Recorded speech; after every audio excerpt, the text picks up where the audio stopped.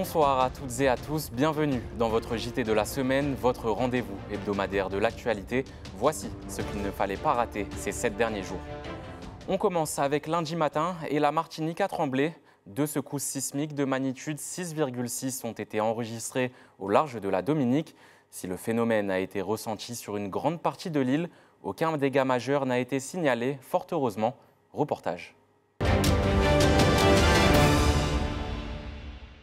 L'avez-vous ressenti? La terre a tremblé ce matin dans toute la Caraïbe, jusqu'en Guadeloupe et à la Dominique. Un séisme qui en a surpris plus d'un, mais qui n'a pas causé de dégâts sur notre territoire. Certains étaient déjà au travail, d'autres toujours chez eux, mais tous ont été pris d'étonnement et parfois de panique. En fait, je m'embarquais dans ma voiture ce matin. Je me suis dit que ça tremblait. C'est bizarre, je me suis assis fort comme ça, je n'ai pas compris sur le coup. Et puis après, j'étais un peu désorienté, je sors de la voiture, je vois s'il y avait un pneu qui était crevé, tout et tout. Et au fait, j'avais un doute. Et c'est quand je suis arrivé chez moi que ma mère m'a dit que la terre a tremblé. Vu que je suis haïtienne, c'était passé en 2010 en Haïti, voilà quoi. Toi, Ça fait peur. Ah ouais. Pourquoi? Parce que quand c'était passé en Haïti, c'était terrifiant quoi. Après les 5000 microséismes enregistrés sous la montagne Pelée dès la mi-août, les inquiétudes grandissent à ce sujet. Le préfet s'était d'ailleurs rendu la semaine dernière à l'Observatoire volcanologique et sismologique de Martinique pour mieux comprendre la situation. Mais aujourd'hui, une question se pose toujours. Faut-il s'inquiéter? C'est un événement qui vient nous rappeler que la Martinique, comme la Guadeloupe, comme l'ensemble des îles des Petites Antilles, sont soumis au risque sismique.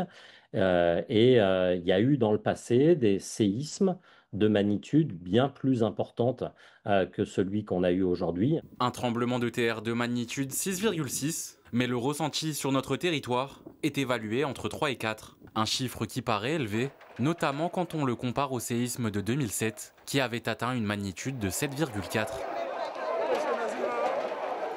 C'est une magnitude qui est relativement élevée.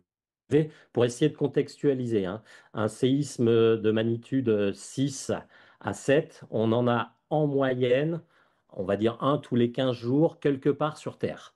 Voilà, donc c'est relativement fort quand même, mais c'est inférieur à la magnitude de... On pourrait avoir des séismes de magnitude supérieure au niveau des Antilles. Face à ces phénomènes, l'Observatoire volcanologique et sismologique de Martinique tenait à rappeler quelques consignes de sécurité à appliquer si la Terre venait à trembler plus fort. Et la meilleure manière de se protéger, c'est de se mettre sous une table solide et de tenir la table.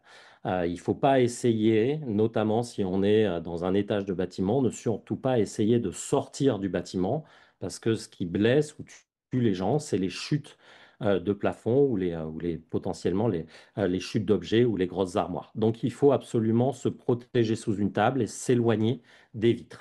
Un séisme sans dégâts majeurs, mais qui rappelle à tous que le risque est bien réel, de quoi inciter chacun à ne pas baisser la garde. Toujours lundi, nous avons pu plonger au cœur des infrastructures d'EDF. À la centrale de Pointe-des-Carrières, l'un des moteurs de production est actuellement à l'arrêt pour une révision complète. Une opération exceptionnelle réalisée tous les 10 ans que notre équipe a pu suivre pour découvrir les entrailles de ces machines impressionnantes. Un reportage d'Yvan Lemar. Voici PJ2, l'un des 2 moteurs diesel d'EDF installés à la centrale de la Pointe-des-Carrières. À lui seul, il produit près de 30 MW, de quoi alimenter 20 000 abonnés. Depuis le 1er octobre, il est à l'arrêt pour maintenance obligatoire. Ici, vous avez les pistons qui sont tous déposés. Il y en a 4 parties parce qu'ils finissent la maintenance dessus. Ceux qui sont déjà sur les stocks là, ils sont déjà prêts à être remontés sur le moteur.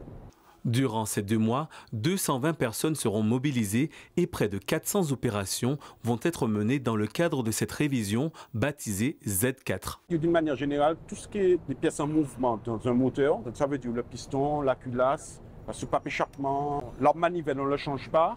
Mais par contre, on fait de la maintenance sur tous les paliers de leur manivelle, les coussinets, tout. Donc tout ça aussi, on remplace tout ça. On fait de la métrologie, si c'est hors cote, on remplace, si c'est bon, on remet. Cette opération rare, réalisée seulement une fois tous les 10 ans, concerne aussi les parties auxiliaires, comme la dénox, le système de filtrage des fumées. Cette partie est maintenue pendant l'arrêt majeur. On remplace l'élément essentiel, le catalyseur. C'est toute une nappe de cassettes de catalyseur à un coût avoisinant les 400 000 €. Et c'est justement, on profite de l'arrêt majeur pour pouvoir remplacer ce catalyseur. Autre élément essentiel, le système de refroidissement du moteur. Il fonctionne grâce à un échange thermique d'eau de mer et d'eau douce filtrée par des plaques. Ce qu'ils font là concrètement, ils déplacent les plaques parce qu'on les a nettoyées et là ils sont en train de les remettre en place. Donc ils font un contrôle, ils les remettent en place et après on va devoir, cette plaque que vous voyez là va être repoussée, elle va être comprimée pour faire l'étanchéité.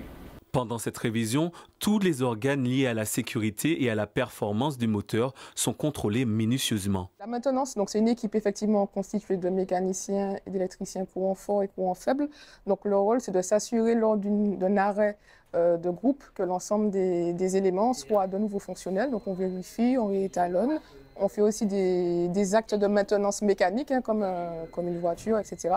Donc notre rôle, c'est vraiment de s'assurer, lors de cet arrêt, que l'ensemble des éléments permettant au moteur de fonctionner en temps normal soient corrects lors du redémarrage, après la fin de la visite. Ce chantier est planifié et préparé depuis au moins 1 an pour assurer la continuité de la production d'électricité. Pendant l'arrêt du PJ2, on s'est assuré que le PJ1 était très fiable pour pouvoir produire de l'électricité. Et on a aussi d'autres moyens de production sur le site de Pointe-des-Carrières pour faire la compensation de l'énergie perdue, mais il y a également d'autres producteurs sur le territoire avec lesquels on se coordonne pour qu'il n'y ait pas de rupture d'approvisionnement sur le territoire. Après plusieurs semaines de tests et de vérifications, le moteur PJ2 devrait redémarrer fin novembre.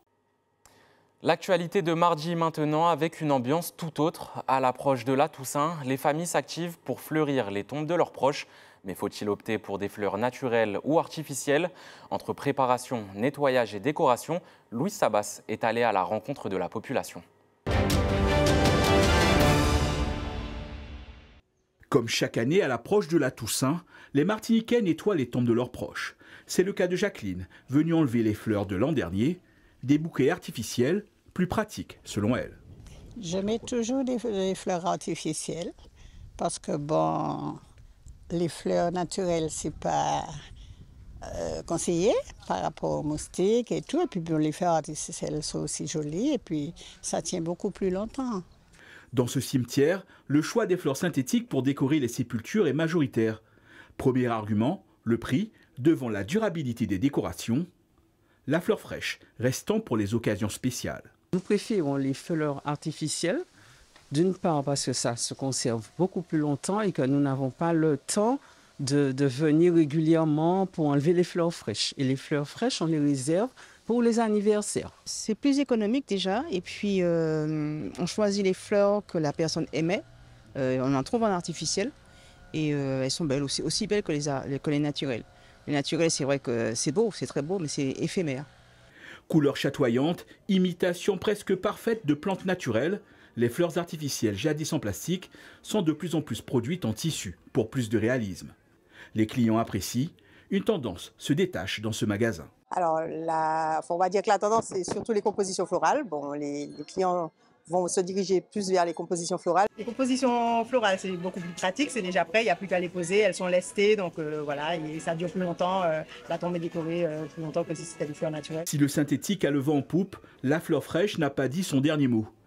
Nombreux sont ceux qui préfèrent encore déposer des fleurs naturelles sur la sépulture de leurs proches. Il y a quand même des inconditionnels qui viennent chaque semaine fleurir les tombes et qui, lorsqu'il y a des événements comme les anniversaires ou le jour du décès, vont faire des compositions autres. Certains vont fleurir parce qu'ils vont repartir vers l'Hexagone et d'autres, comme ils sont présents, vont fleurir chaque semaine.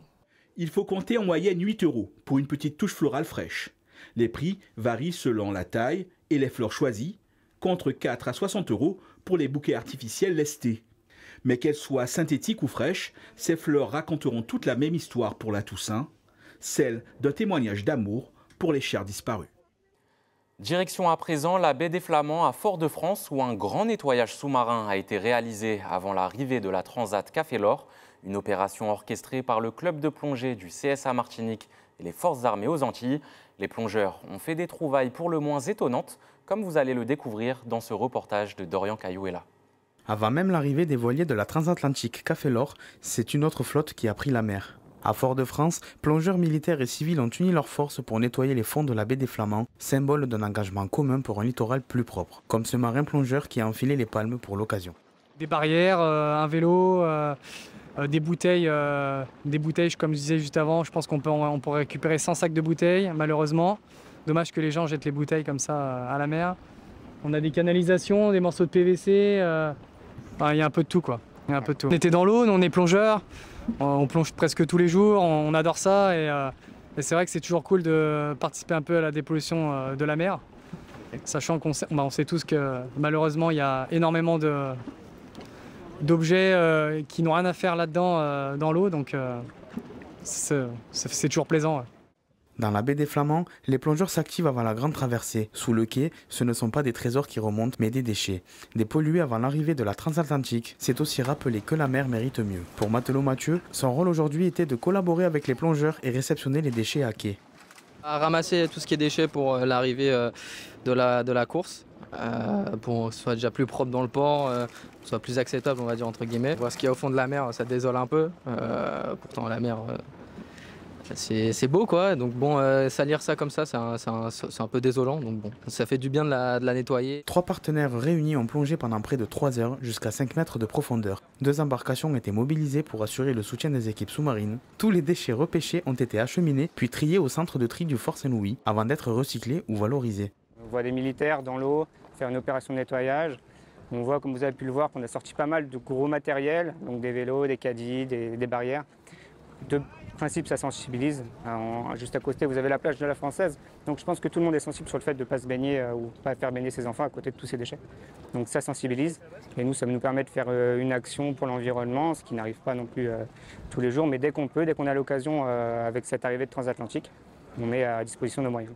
Une opération symbolique qui rappelle que la préservation de notre territoire passe aussi par la prise de conscience de la fragilité de notre mer. Mercredi, place à la politique nationale avec un texte très attendu dans les Outre-mer. Le projet de loi de Vicher a été adopté au Sénat mardi soir, mais il laisse un goût amer à plusieurs élus ultramarins.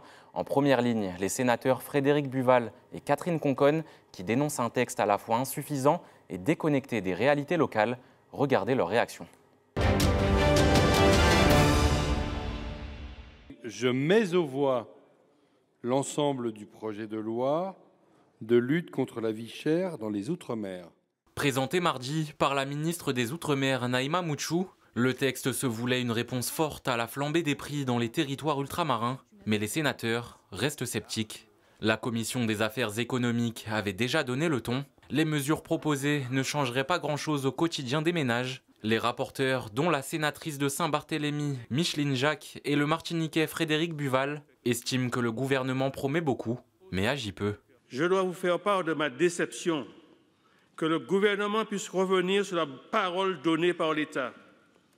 C'est un élément essentiel dans le contrat social et je le dois aux Martiniquais qui m'ont mandaté pour défendre leurs intérêts.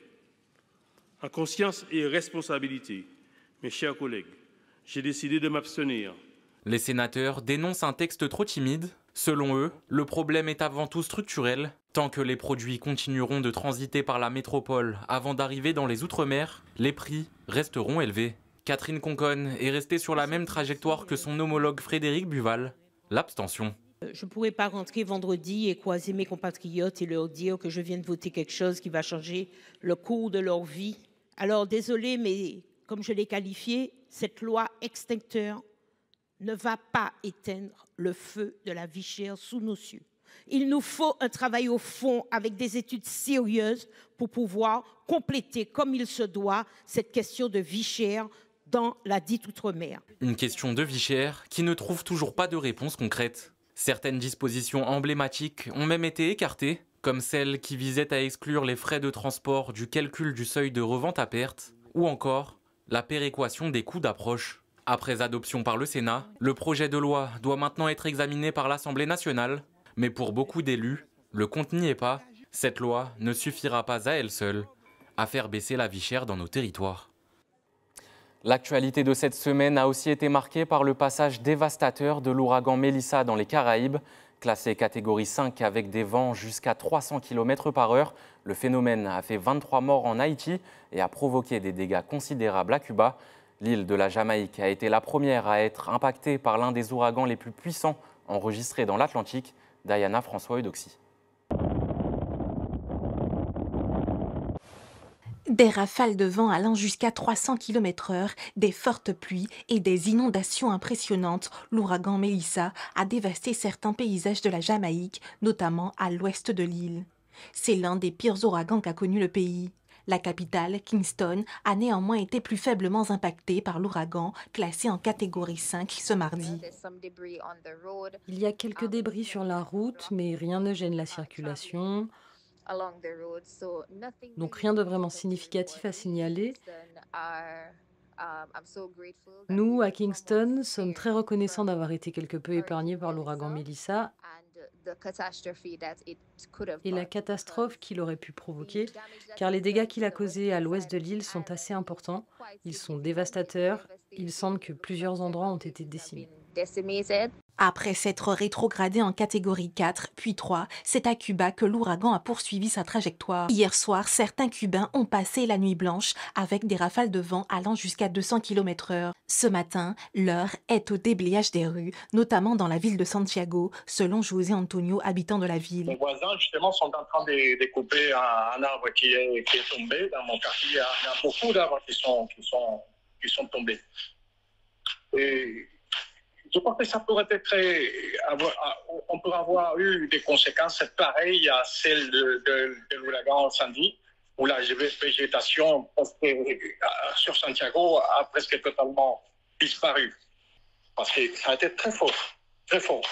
Et surtout, l'intensité, on l'a commencé à ressentir depuis minuit. Depuis minuit, ça a duré jusqu'à 5 heures. Ça a été vraiment très fort. Si Haïti n'a pas directement été touché par l'ouragan, le sud du pays n'a pas été épargné. Le bilan des pertes humaines ne cesse d'augmenter avec près d'une vingtaine de décès. Il est fragile par rapport aux constructions qui ne sont pas vraiment toujours aux normes parasismiques et aussi des constructions qui se font et pas dans les normes, il n'y a pas vraiment de réglementation par la mairie, on ne supervise pas vraiment les constructions.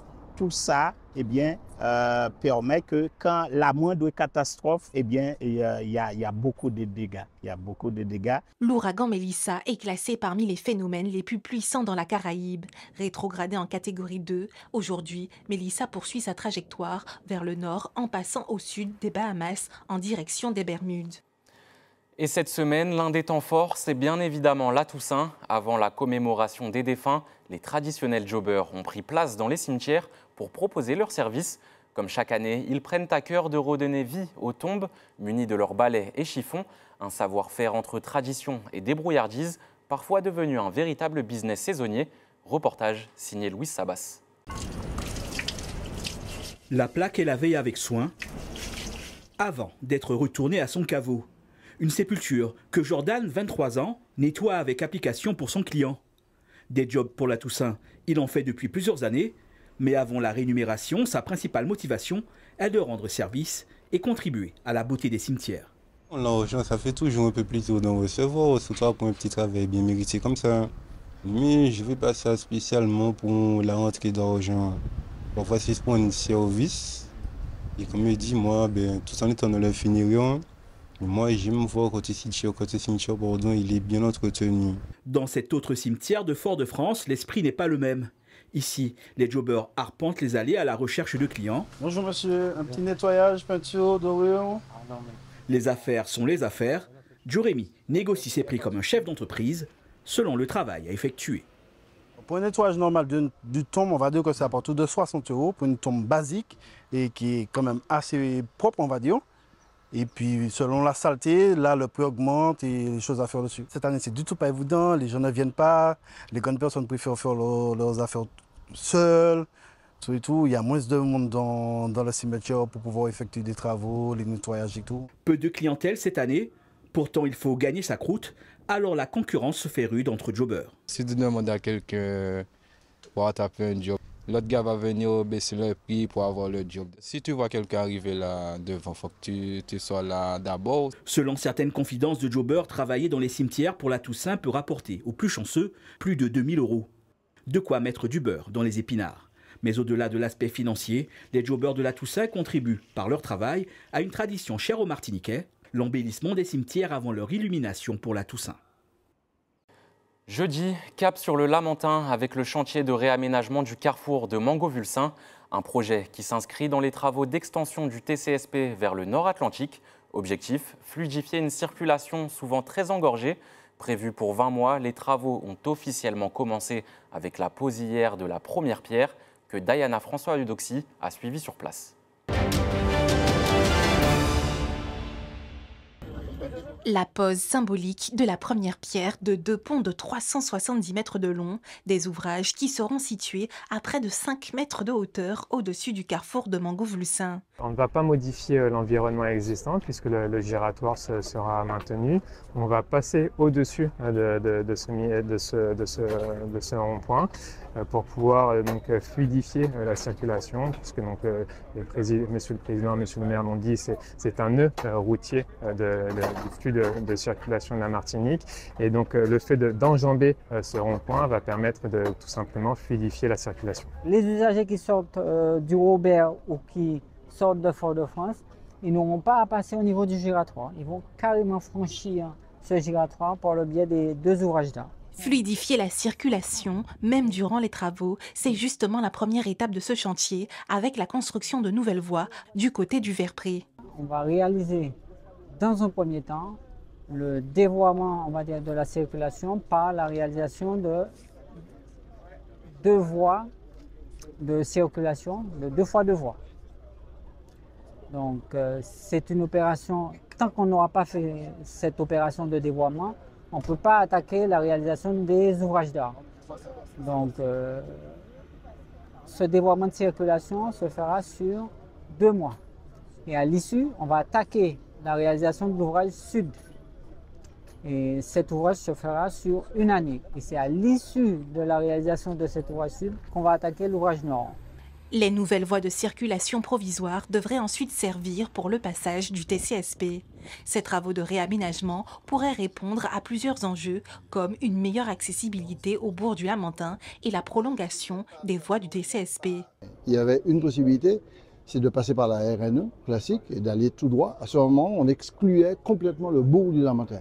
Et si on voulait desservir le bourg du Lamentin, qui était une volonté municipale que je comprenais très bien, et il fallait absolument ne pas répondre à cette facilité de passage. Donc on passe par le Lamentin pour desservir directement le centre du Lamentin, c'est une chose très positive. À ce moment, il fallait configurer Mangovulsin, ce carrefour, ce dénivelé, en fonction de l'arrivée du TCSP. Un chantier de près de 30 millions d'euros qui représente également la première tranche des travaux pour la mise en place des voies du TCSP vers le Robert. La fin de ce chantier de réaménagement du carrefour de Mangovulsin est prévue pour septembre 2027. Après le passage dévastateur de l'ouragan Mélissa, c'est la solidarité régionale qui s'est enclenchée cette semaine.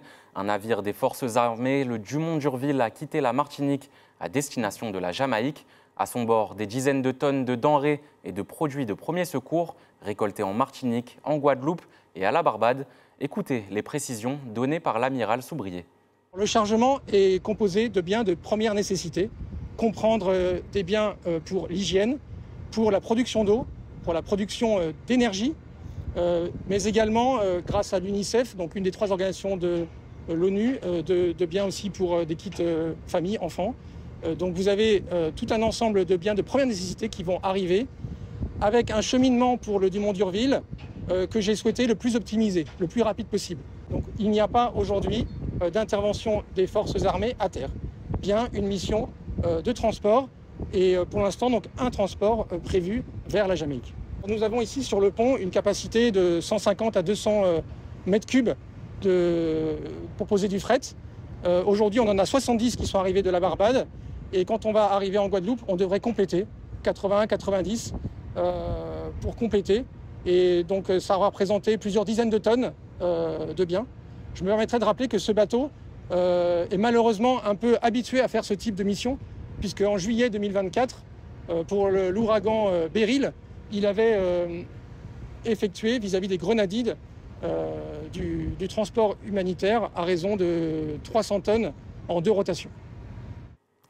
Jeudi toujours, la mobilisation des salariés de l'IMFPA, l'organisme de formation professionnelle pour adultes. Ils étaient une trentaine rassemblés devant le siège de Fort-de-France pour dénoncer des conditions de travail dégradées. Diana François-Eudoxy était sur place pour recueillir leurs précisions. Nous avons des formateurs qui sont le cœur même de notre métier, de la formation, qui sont en poste depuis 2017 et qui n'ont eu aucune revalorisation salariale. Et cette situation bloque. Aujourd'hui, tous les points qu'on essaie d'aborder, la seule réponse, c'est qu'il n'y a pas d'argent. Et il n'y a pas d'argent. Pourquoi? Parce qu'en grande partie, la CTM ne verse pas les dotations prévues. Donc, je crois qu'à un certain moment, le personnel en a ras-le-bol. Des problèmes, des conditions de travail. Hein. Les bâtiments ont un certain âge et ont besoin de réparation régulièrement. La CTM ne peut pas suivre. Il faut savoir que dans la convention de mise à disposition des locaux, il y a des travaux à la charge de la CTM et des travaux à la charge de la structure occupante. Aujourd'hui, ni la CTM ni la structure n'a les moyens de faire les travaux, donc ce qui fait que les collègues, nous travaillons dans des conditions très difficiles et devoir faire avec les moyens du bord. Nous disons aujourd'hui qu'il faut lancer la sonnette d'alarme pour alerter à la fois l'opinion publique, mais les élus, qu'il est temps de prendre au sérieux la situation des satellites, notamment l'IMFPA. Et en ce vendredi, cap sur le secteur du BTP avec la 4e édition de l'Afterwork organisée par Rosanam. Un rendez-vous pour informer les professionnels sur les marchés et l'accessibilité, mais où certains n'ont pas hésité à pointer du doigt des dysfonctionnements qui les pénaliseraient. Reportage.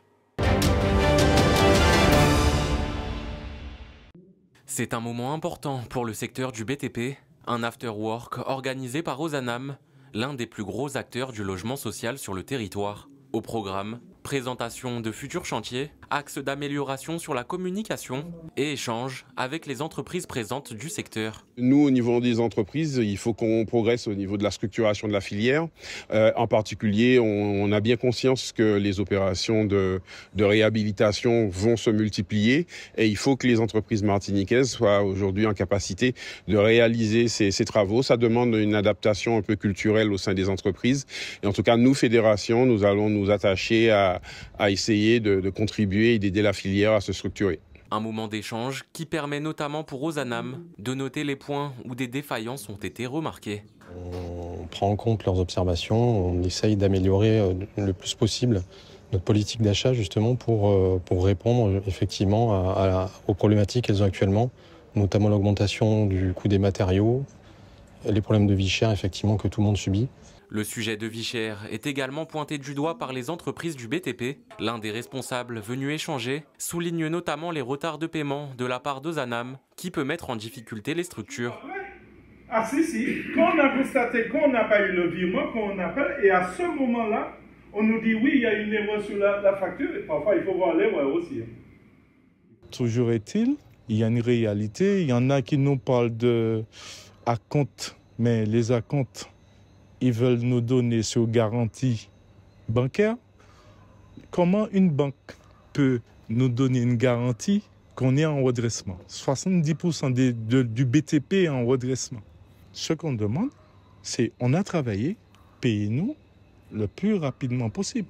Ozanam, de son côté, affirme que les délais ont d'ores et déjà été raccourcis et que les améliorations arriveront avec le temps et le travail.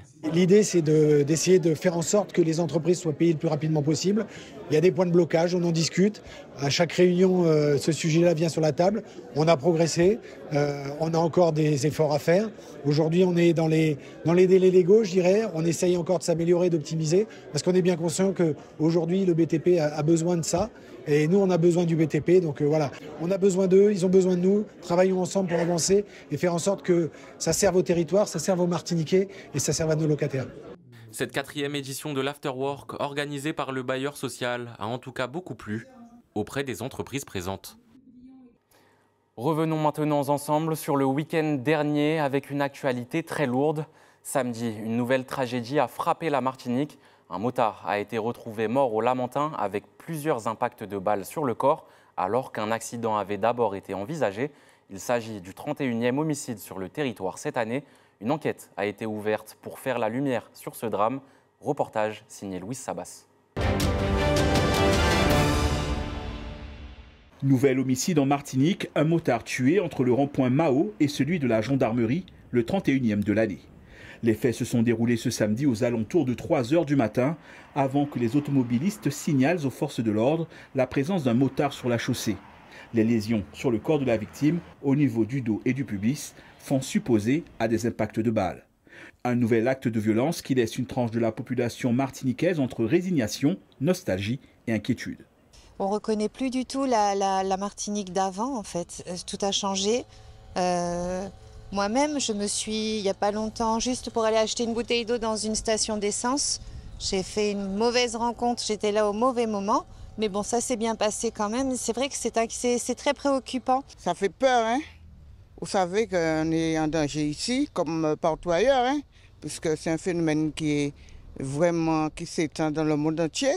Et dans notre petite île, on n'est pas à l'abri. Donc on a peur pour nous et pour notre famille. Ça fait 10 ans que je suis en Martinique. Et quand je suis arrivée, j'ai trouvé que c'était sympa et tout. Mais au fur et à mesure qu'on avance, je vois qu'il y a beaucoup de violence. Pour un rien en plus. La victime serait un homme d'une quarantaine d'années. Son 2 roues, un scooter, a été retrouvé une centaine de mètres plus loin. Un nouvel acte de violence armée qui ancre un peu plus la Martinique dans la crise sécuritaire qu'elle traverse, quand les forces de l'ordre déplorent la prolifération et la banalisation de l'utilisation des armes à feu. Le problème, c'est qu'on ne pourra pas mettre un policier ou un juge derrière tout le monde. Donc il y a des décisions politiques à prendre, il y a une prise de conscience à prendre dans ce pays-là pour savoir qu'on ne règle pas les problèmes avec l'utilisation des armes. Il y a une gestion des conflits à avoir et il y a sans doute aussi des voies d'exploration sur l'éducation, sur les perspectives à donner à cette jeunesse. Ce nouveau meurtre porte à 31 le nombre d'homicides en Martinique et le 27e par arme à feu. Et avant de se quitter sur une note plus légère, cap sur la langue et la culture locale. Dimanche dernier, à l'Institut martiniquais du sport se déroulait la dictée créole. Ouverte à tous les âges, c'était l'occasion de tester ses connaissances et de vérifier ses acquis à l'écrit dans notre langue locale. Diana François-Eudoxie y était pour s'exercer également. La résistance, des points. La résistance. Quelques phrases en créole et la difficulté se lit déjà sur le visage de certains. Jeunes et moins jeunes participent à la dictée créole du groupement d'associations Lionnage pour langue créole matinique cet après-midi à l'IMS.